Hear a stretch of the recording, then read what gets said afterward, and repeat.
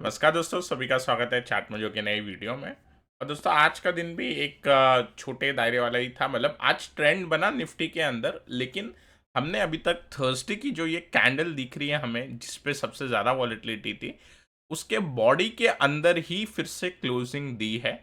आज अगर हम स्मॉलर टाइम फ्रेम का चार्ट देखते हैं तो यहाँ पे एक ट्रेंड बनता हुआ दिखाई दे रहा है। लोअर लो लोअर हाई सस्टेन था पूरे दिन भर। ओपनिंग के टाइम एक अटेम्प्ट हुआ 24,700 को तोड़ने का, और उसके बाद से वन वे फॉल, लोअर लो लोअर हाई बनते हुए। अब दोस्तों, नीचे जब आया तो 24,500 इंटैक्ट रहा। इवन 24,020 24,525 लेवल इंटैक्ट था टिल दी एंड।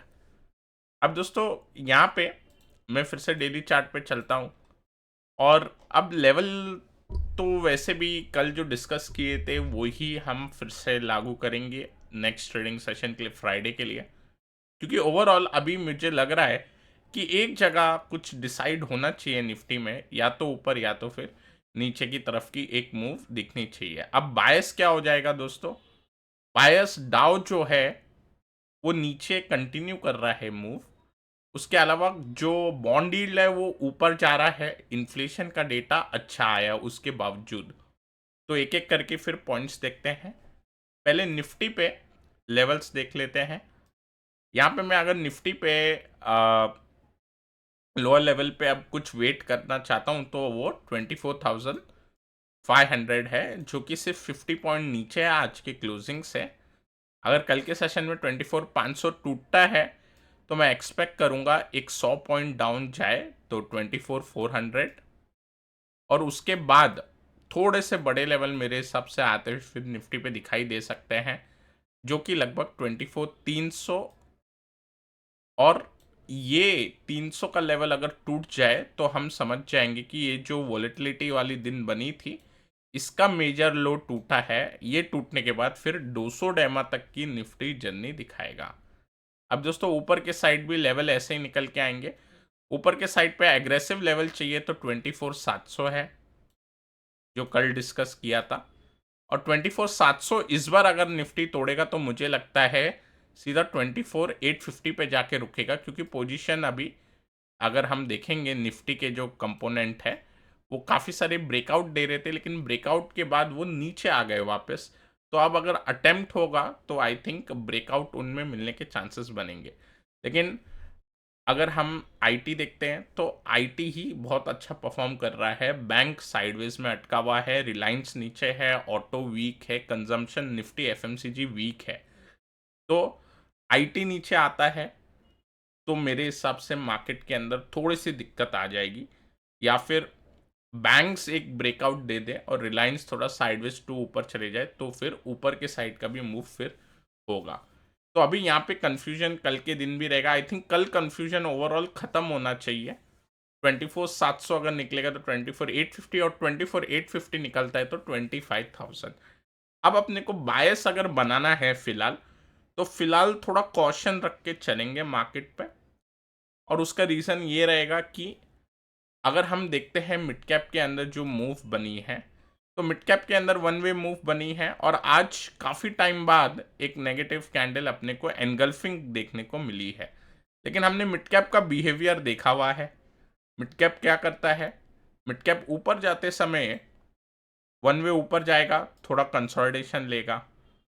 ठीक है, वन वे ऊपर गया, कंसोलिडेशन गया, वो गिरेगा या फिर से ऊपर जाएगा, लेकिन उससे पहले जब भी वन वे ऊपर जाता है एक हमको 2-3 कैंडल का कंसोलिडेशन देखने मिलता है।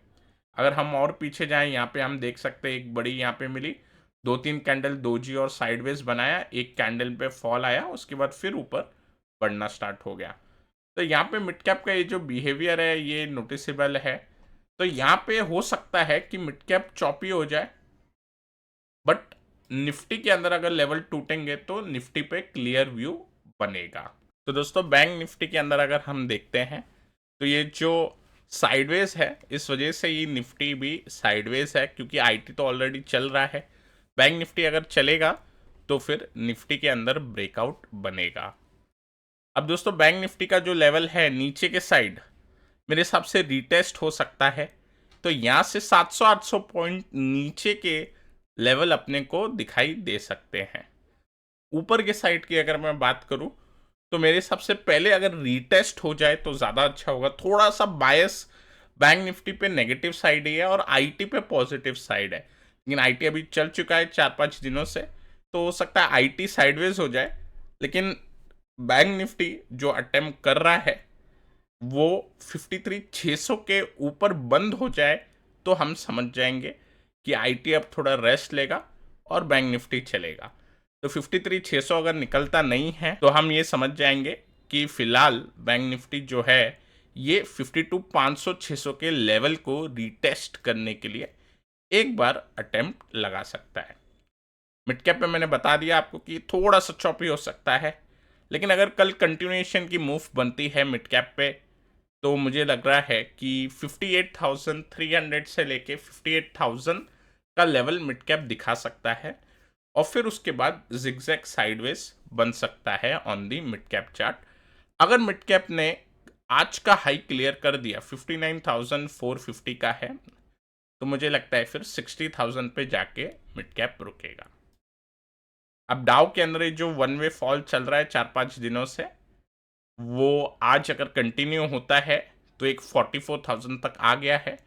43,500 के आसपास आ सकता है, ये हमने पहले एक बार एनालिसिस किया था। 44 तक तो आ गया है, लेट अस सी 43,500 तक आता है कि नहीं।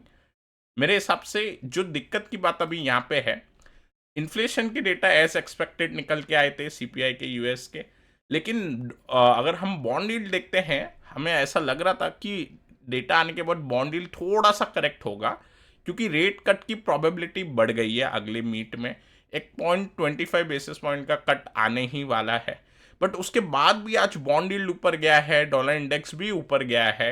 आई थिंक इस वजह से फिर से थोड़ा कन्फ्यूजन बनेगा और ये जो डाउ है ये उस प्रेशर की वजह से नीचे आ रहा है। अब अगर हम कमोडिटी की बात करें तो क्योंकि ऐसा लग रहा था बॉन्ड यील्ड नीचे जाएगा तो कमोडिटी ऊपर जाना चाहिए, लेकिन बॉन्ड यील्ड नीचे नहीं गया, इनफैक्ट ऊपर जा रहा है डेटा आने के बाद, तो उस वजह से सारे ही कमोडिटी में करेक्शन आ गया। सिल्वर की बात करते तो सिल्वर भी फिर से ब्रेकआउट का जो हमें लग रहा था यहाँ पे एक ब्रेकआउट है वो फेल हो गया।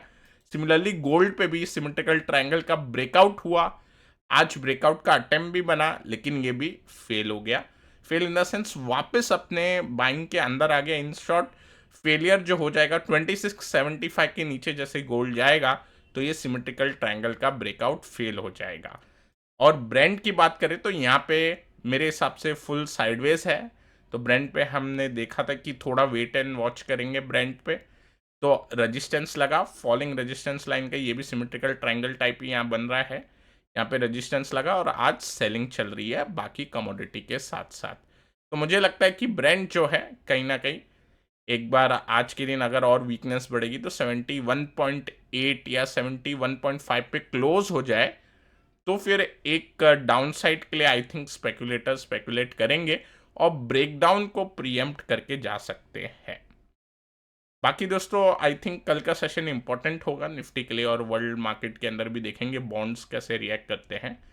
उसके बाद जो हम वीकली वीडियो बनाएंगे उसके अंदर क्लैरिटी होगी, तो थोड़ा फंडामेंटल वाले स्टॉक्स भी देखेंगे और अभिषेक भी जुड़ेंगे हमारे साथ। तो I think this is it for the video. अगर आपको अच्छा लगा तो लाइक करें, नए हमारे चैनल पे तो सब्सक्राइब करना ना भूलें। Till then take care, I will meet you in the next video.